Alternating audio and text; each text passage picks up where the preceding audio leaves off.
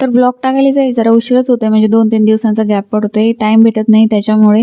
तर आज होतं तनूचं डोहाळे जेवण. आता तनू कोण आहे हे विचारू नका, ज्यांनी माझा मागचा ब्लॉग बघितला असेल त्यांना नक्कीच कळेल. तर रिद्धीची तिच्या एका फ्रेंडसोबत मस्ती चालली होती आणि इथं मेकअप आर्टिस्ट आली होती. आता ही मेकअप आर्टिस्ट जी आहे ती मी ओळखलंच असेल, हिने माझा मकर संक्रांतीचा लुक बनवलेला होता.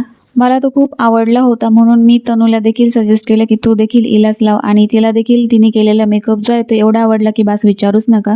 जर तुम्हाला देखील असा सुंदर मेकअप करायचा असेल तर किशोरी गवारे मेकअप आर्टिस्टला नक्कीच व्हिजिट करा. इकडे कार्यक्रम सुरू झाला होता तरी माझं काही आवरलंच नव्हतं आणि मी आवरत होते म्हणून रिद्धी बघू शकता कशी रडत होती. ती अजिबातही कुणाकडे जायला नको म्हणती. मला आवरायला उशीर झाल्यामुळे जास्त काही व्हिडिओ काढण्यात आले नाही. डेकोरेशनचे देखील जास्त काही व्हिडिओ काढले. रांगोळी वगैरे तर सगळी मोडली होती, ती तुम्ही पाहिलीच. प्रोग्राम जो आहे तो दिवसाचाच होता म्हणून खूप छान वाटलं. संध्याकाळी जर असलं तर खूप घाई गडबड होती. दिवसा कसं सगळे निवांत असतात.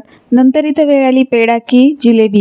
तर सगळ्यात आधी जिलेबीच निघली आणि मग नंतर पुन्हा 2 वेळेस केलं तेव्हा पेढा निघला होता. आता बघूयात पेढा येते की जिलेबी येते. मग केक कटिंग केला, सगळ्यांसोबत छान फोटोज काढले. फोटोज तुम्ही जे आहेत इन्स्टावरती पाहिले. काही पाहुण्यांसोबत फोटो काढून झाले नाही कारण की ते लवकर निघून गेले. पूर्ण प्रोग्राम संपला तरी माझा मेकअप जो आहे ॲज इट इज होता, म्हणजे बिलकुल स्किन ऑइली वगैरे झाली नव्हती किंवा कुठे पॅच वगैरे दिसत नव्हते. नंतर संध्याकाळी जे आहे ते रिद्धीची इथं अशी मस्ती चालली होती, जे तिने दिवसभर प्रोग्राममध्ये बघितलं आता ते तिच्या आजीवरती ट्राय करत होती. तर चला आजच्या व्हिडिओमध्ये एवढंच. व्हिडिओ कसा वाटला कमेंट करून नक्की सांगा. भेटूयात लवकर पुढच्या ब्लॉगमध्ये. तोपर्यंत बाय.